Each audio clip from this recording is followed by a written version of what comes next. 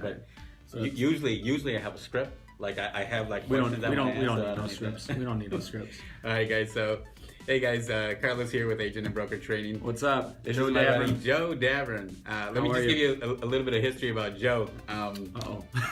Joe probably started about a year and a half after I did, and he's just been killing it, man. We have this leaderboard that shows NAP values, and he's just way past me now. It's incredible, and man, I don't know what it is about Joe, man, but everybody kind of takes to Joe. Everybody, when he's on the phone and he's talking to his clients, it's amazing. Loud, obnoxious. Well, the key is to not be married and not have kids. Like you have a lot of time to mess around on the phones and nobody to answer to. So really, that's the key. I think right now I feel like he's talking down on me. He's like, don't have kids. You shouldn't have got married. Yeah, everything he's done, don't do. Although no, his wife is amazing, who he works with. So I will take all that back immediately. So this is a complete pleasure for us to have Joe here. Man, thanks. But Joe, tell me, man, what we kind of have similar stories. I mean, maybe we went to U of I and we graduated, and it was probably just a mess after that. But tell me what brought you here. What brought you to be? How did you get to being an insurance agent? Yeah. If you want to spill all the dark beans, if you want to. Man, we go to school at U of I and we pay $100,000 to $120,000 in loans that we owe when we get out. We go to a business school thinking we're gonna get this great corporate job, and then we do, and it sucks, right? Yeah. Or you work in the car industry, right? Yeah. I mean, you didn't go to school for that. Right. So, I had that job out of college, was hating it. Then, as everybody knows, bought a bar with my dad. That did well. It's still open, still does well, but that's a business that could just take a lot out of you. So, I've been working with family. You don't see eye to eye and everything.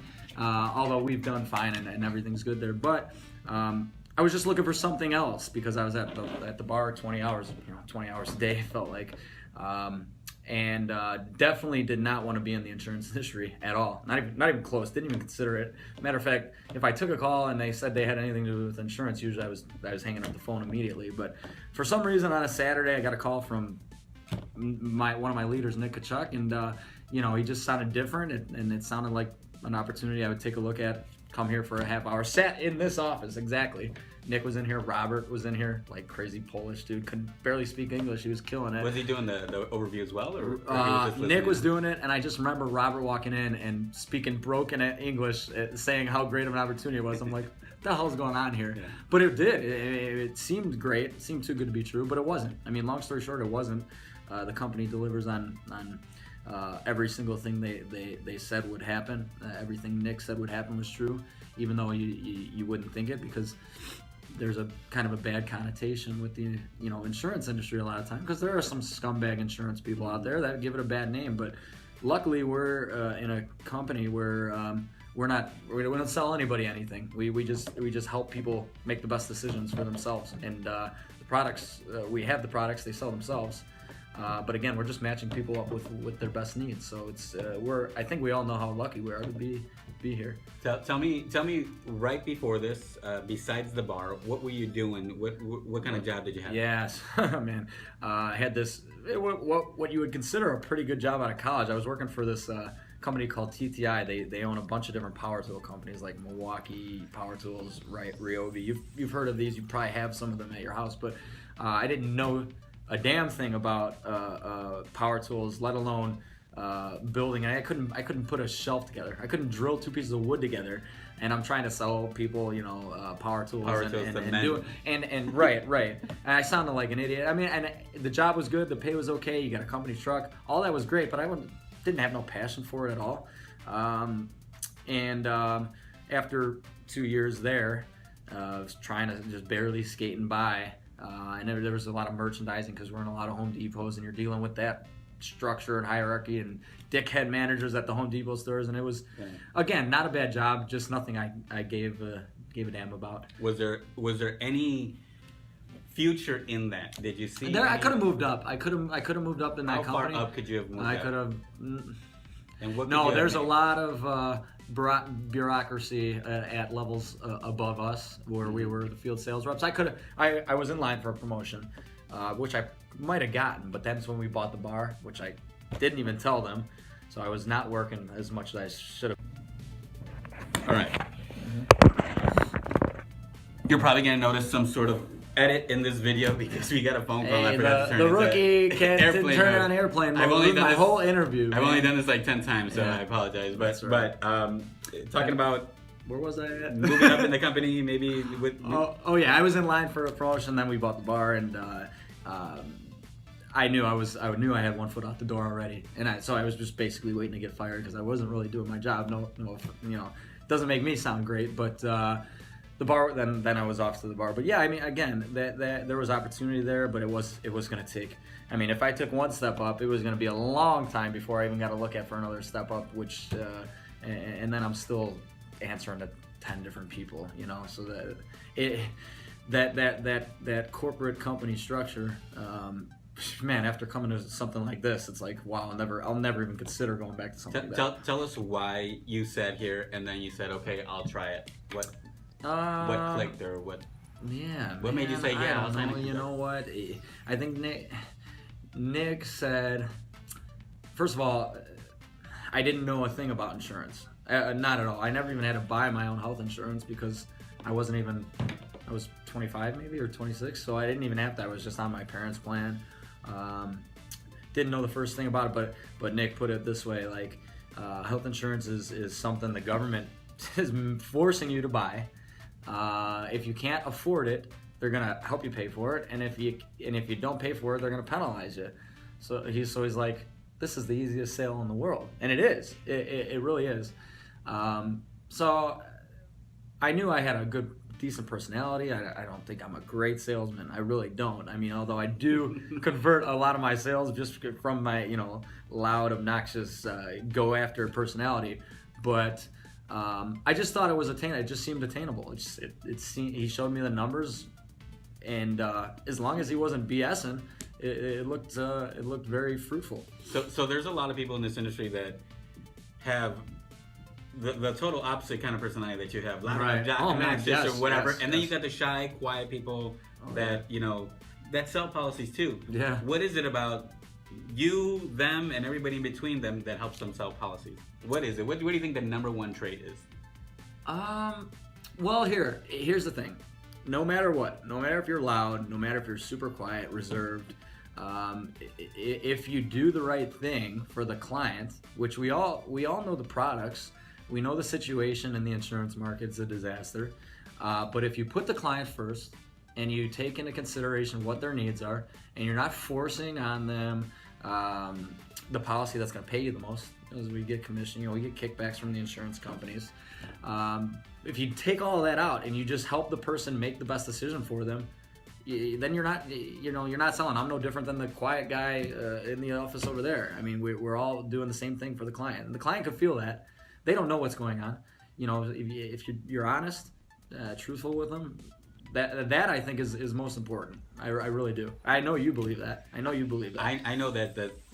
I'll answer my own question for him, but Joe has a lot of confidence when it comes to. Oh, that is hugely a lot of important. confidence when it comes to presenting policies and showing people what the right plan is for them. A lot of people have false beliefs on what we do and what we can do for them, and Joe just kind of takes those false beliefs and replaces them with like, listen, I'm the expert in this insurance industry, and this is what I feel is best for you. And Joe's excellent at it, and that's why he sells. Confidence. If you want to trade, it is confidence on the phone. I mean, that right there is when you go from being a decent salesman, because you're helping, you're answering questions, you're gonna get prospects leading to sales there. But once you go from taking orders from them and listening to their pain and trying to figure out what the best way to go is, to telling them, okay, I understand what you're going through. I talk to people like this. This is what we're gonna do. This is the best route for you. Once that the switch flips in your head, and you're then telling people what the best route is for them, that is when you go from average to way above average in this business, right? So confidence that would be. I would agree with that 100%. I think he's the best. But so now some of the newbie questions that everybody always asks. Okay. Mm-hmm. How many phone calls should I be making? Yeah. What time of day should I be dialing? How do I, prospect and market? All those newbie questions. What can you share? Well, here, man. When you come onto a company like this, this may be a different approach than other managers will tell you, but I hit up every single person I knew. First thing I did. Family, friends, anybody I ever talked to, went to school with, I hit them up, dude. I don't have any shame in that. I'm just saying, hey, listen, this is what I do. Put it on Facebook. Put it out on LinkedIn, whatever social media you're on, Gmail. I send it out to all the family, friends. You're gonna have all these people in your contacts for the most part, and I got sales from that right at the beginning. Right, that got me going. But other things I did is the good times to call, when's how many calls. Anytime the phone's there is a good time to call. You go home and you're bored watching TV at 5, 6 o'clock. Nah, turn the TV off, make some phone calls. It works. 5 to 7 is a great time to call. 8, 9, 10, anytime during the day. But I've seen people make 200 calls a day. I have, and they're extremely successful. I've seen people make 30, 40 calls a day and then do some marketing on the side. They're extremely successful. So, anything that I tried at the beginning, because I was told basically what I'm saying right now, I was told these things. Anything I tried, it did work. So that's when I go back to saying, when Nick told me how this works and what I needed to do, I wasn't sure at the beginning, but once I tried doing things, everything worked, and then it was the confidence was up, and then I knew I was in the right spot. It's funny, I try to reiterate or tell my new agents that, we have the blueprint. We've all gone through the process, right? Nick DeChuck or Rob Subcheck might have said, "Listen, this works, right? Just do it." And then once you did it, it worked, right? Right. It was amazing. It's surprised how it all works. Right. And I just got a new agent, and I'm telling him, like, let's go. He made a life sale for like first week. I'm like, great. A life sale? Yeah. Oh, yeah. nice. He come from the life industry, so he kind of knew that young kid, and then I'm like, let's go. You got a nice layup to start, but now let's hit the phones. And a week or two of calls, and then he landed a really nice short-term sale where he just helped the guy out, one call close, and like you could see he was over the course of a week or two, he's like, man, this is not super easy because he's still learning. But then once he hit that, it's like the confidence is done at 180. I can already tell, and that it just takes that little little bit of reassurance from what I've been telling him, and now he'll be off and on his way, and he'll probably have an amazing open enrollment. He could change his life. I mean, he absolutely changed his life in the next couple months here. Right.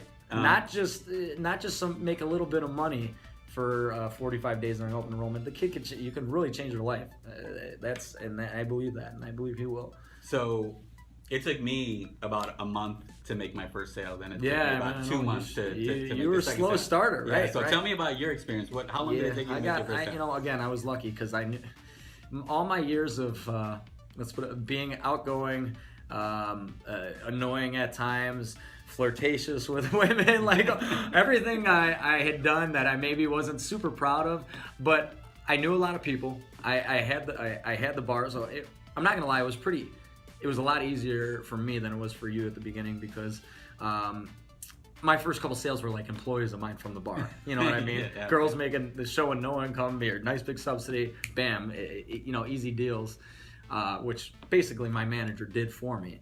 But then after those first like 3 or 4, which were people I knew, and again, that was from just texting people, Facebook, all that stuff. After that, it was, okay, I really got to hit the phones. And I was doing that at the same time, and I wasn't having a whole lot of luck because I still didn't know what I was doing. So then I started taking some more time at night to learn the products, look at the brochures, become a little more confident, but just still keep making the calls, knowing I was sounding like an idiot. I mean, and I really was. But you sound like an idiot for a week, and you make 75 to 100 calls a day, and you're going to have some conversations. You're going to blow some sales, but then you're going to learn from it. And then you're going to start feeling out what works on the phone with clients, what they want to hear, and how to keep people on the phone. A lot of these people are getting called by a bunch of different agents. I started becoming good at keeping them on the phone and saying, you know what, hey, listen, I know you're getting a bunch of phone calls. I would be as mad as you are, because you get a lot of people, is this for insurance? Click.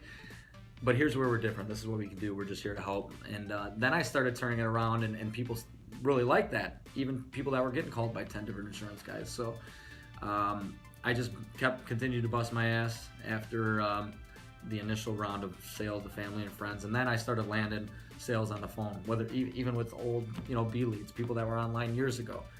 All you need is a name and a number. Everybody needs insurance for the most part. So you have this unique ability to keep people on the phone, like you said, like, hey, you know what? Listen, we're not like those other people. I'd be mad too. Things like that, right?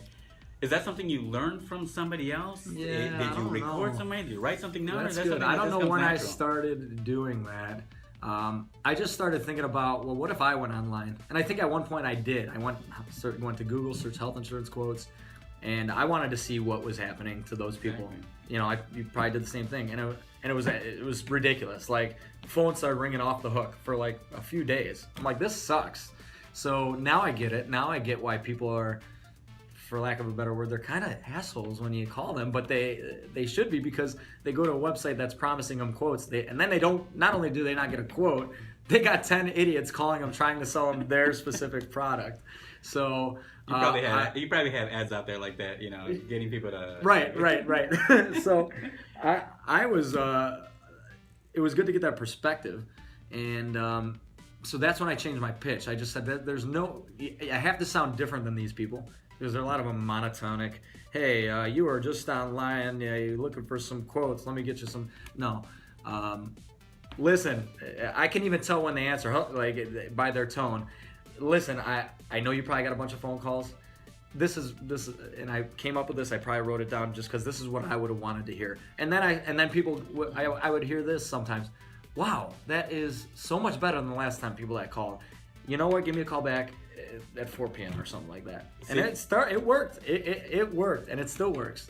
And he probably did it. He probably wrote down a script and probably said it to himself 1 or 2, 3 times where maybe he sounded like a robot, but after the 5th, 6th time, it kind of comes natural. Now you might cut your teeth on 1 or 2 people and sound like a robot, but if you really write it down and you practice on some people, then it's just going to come out naturally. Right? Exactly. And that's if you're watching this video, maybe you're part of our 21-day Ignite Your Agency thing that tells you, sometime in the second week where you have to write down all your scripts and you have to repeat it to yourself 5 or 6 times, because that's one of the best ways you're going to learn. You can learn by somebody telling you something, but when you start seeing it and when you start feeling it and writing it down, it kind of sinks in. So Be like Joe, write down a script, practice it, and let it come out naturally and be different. That's it.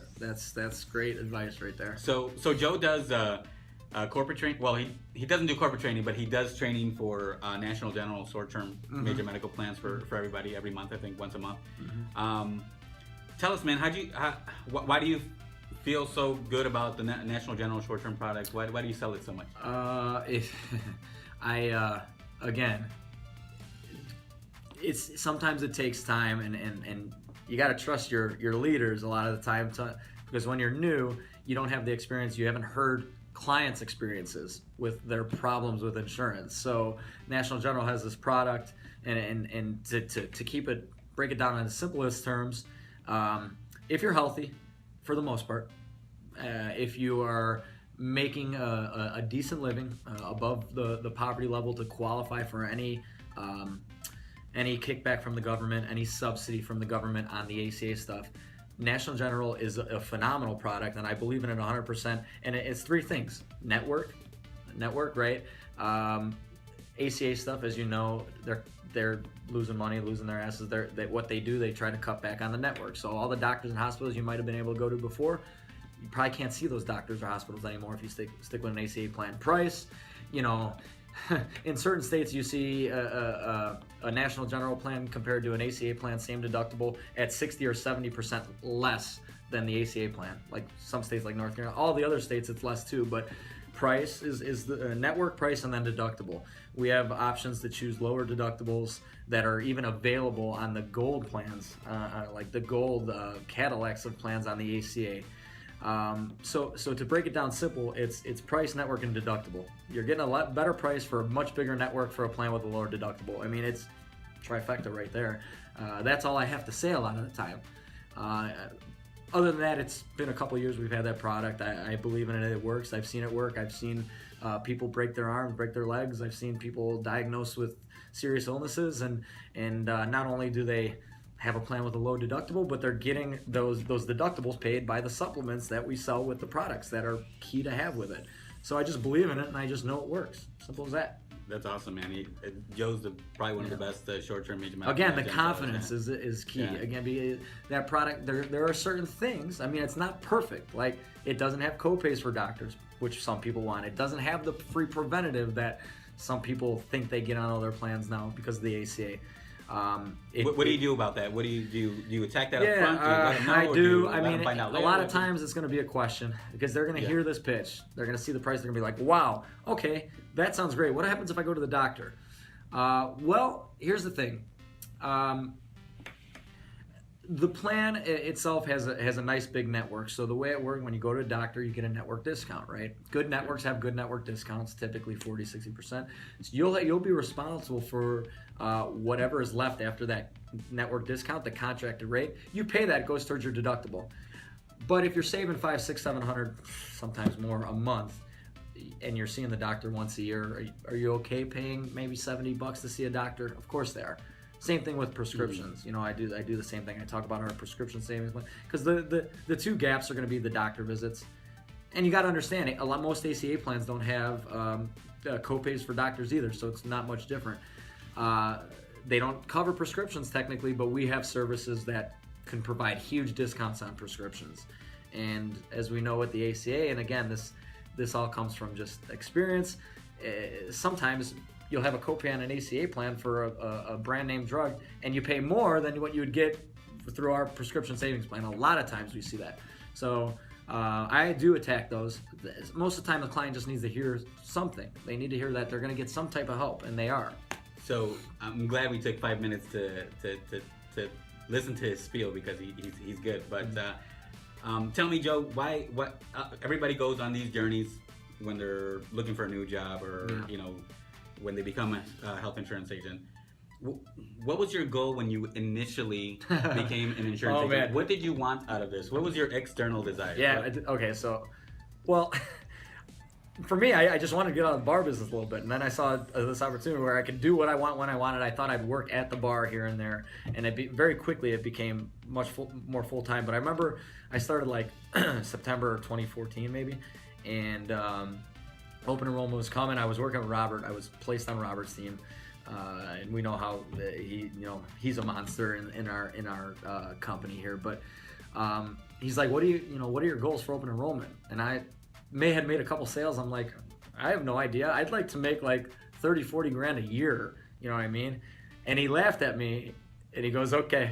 And he sets a goal of me to hit a certain amount of AV, which I thought was unattainable during open enrollment, which I hit. So not only did I make $30,000-$40,000 in a year, I almost made that amount of money in a couple months of open enrollment.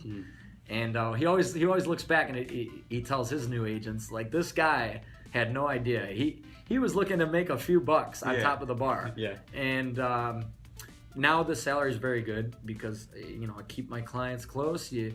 You're in a business where renewals are extremely important. You sign a client up, you do the right thing for them, they trust you, you do it again the next year along with all the other clients, and then the referrals, and then and the residual income is huge. I mean, it's huge. I'm gonna try to dig a little deeper. All right. You wanted to get out of the bar. Yes. That was the first thing you said. Mm-hmm. Why did you want to get out of the bar? Man, you know what, the bar industry, it was fun. When I was 23, 24, new bar owner, it was very fun, and when you're new, everything's exciting, place is packed, and then, the bar industry, we had a lot of issues. It'd be a lot of super personal stuff. We had issues with the city, issues with the liquor commission, issues, and it like really broke us down, and it really took a lot of if you want to go deep, it just took a lot of the motivation out of being in that business. Now we've fixed a lot of that stuff. A lot of it was politics, and it's a story for another day. But that just drove me nuts. And then me and my dad, we got along great. We ran the business together. We had a place where the young crowd could come, the old crowd could come to the bar and sit next to each other. But we didn't see eye to eye in everything. So before one of us knocked each other out, somebody just had to maybe go away slightly. But running your own business like that is great. It's a lot of stress, that type of business, and you're always worried about somebody leaving there and killing themselves or driving drunk or whatever. That fear never ends. So stress, politic issues, political issues. Think of it. Putting yourself in danger. Right. Client, leaving the bar and crashing or killing themselves. Right, liability. Yeah. Right. Is all that stuff here? I figured you were going that way. I mean, there's I don't remember a day I've woke up from this job stressed out. I don't think I've ever been stressed out here. Maybe a couple times, I've had to take calls with clients and work out some claims issues. I mean, those things happen. But this is the most stress-free job. I think we all that have been here believe this, how extremely lucky we are. We don't have somebody breathing down our necks for sales numbers.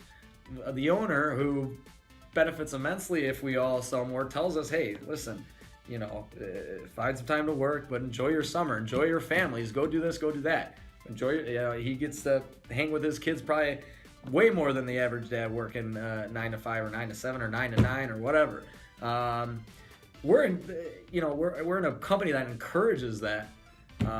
So for me, a single guy, hey, go take a lady out, go to the strip club, go gamble, go do whatever you do. Yes, but to be proponents of living this stress-free life, and it's kind of like one of the things the company talks about is really nice. But and then it's friendly competition among everybody. We're all we all have different teams. There's different structures amongst these teams. So a lot of teams have different thought processes on how to be successful, but we all help each other. He helped me, I help his people. You come to the office and you talk to somebody you don't know that benefits nothing from what you do, and everybody's willing to help. I've never seen anybody say just go talk to your leader or whatever. Never once. So it's a pretty damn good environment. It's awesome, Joe. So tell us one last thing. Any landmines that people need to avoid as new agents coming in, or even older agents that maybe are trying to get their business going? Any mistakes you've done that? Yeah, I mean, of course there are. The biggest thing is to just stick to just believe in yourself, stick to the system, right? Because I had the days where I'd make a bunch of phone calls.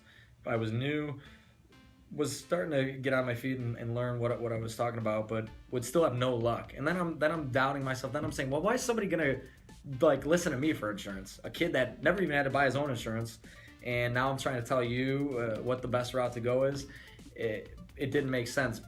But once I got over that and I made those calls every day, every time after a bad day, it seemed, and I was down, what would happen the next day is I get a couple calls back from the day before, or a couple texts back, or an email back.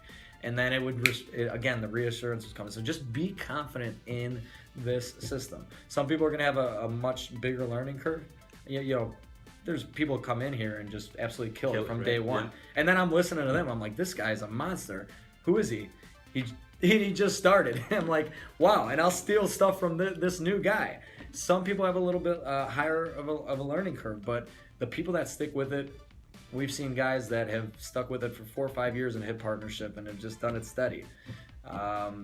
You stick with it and you're going to be successful. Other ladies like Jessie that do it in 6, 7, 8 months. I know, it's crazy. It's unbelievable. It's unbelievable. Well, Joe, man, we appreciate you giving us some time. Hey man, I love it. To do it, man. I appreciate it. But listen, man, a lot of people are going to be watching this video. Well, Sweet. Hopefully, maybe new agents that I've never met that might.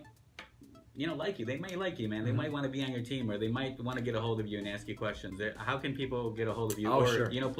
Tell us about the bar. Tell us where. Oh, yeah. Hey, if you're ever in town, Justice, Illinois, Davern's Tavern and Lounge, you can look up the bar. It's a great place. We've had some events there, actually, with the company. So, and we'll have another one during Christmas. It's almost like every 2 or 3 weeks. I'm like the assistant social chair here. So, now Carlos, he's giving me every damn excuse in the book. Still hasn't been there. So, hopefully when I do this interview, I can get him out for one drink. He'll realize once he has kids what's really going on. Yeah, whatever. Let's hope that's a long time away. So, Justice, Illinois. Yeah. So, you can always call me. And when I did the company trainings about NatGen, I put my number on there, and I have just random people call me. Yeah. And I'll take some time to talk to them, even though we're all busy. It's about to be very busy. But my email, Davern, which is DAVERN @myhst.com. cell phone 708. Are all the crazy women going to start calling whatever me? Hey, ladies. No, anybody. 708-715-2657. You call me, text me, email me, whatever. I'm always here to help. He's the man. He's building the team. So give him a buzz. Happy to help. Cool, man. Come on board. Thanks, bro. I love it. Love it. All right, man. No problem.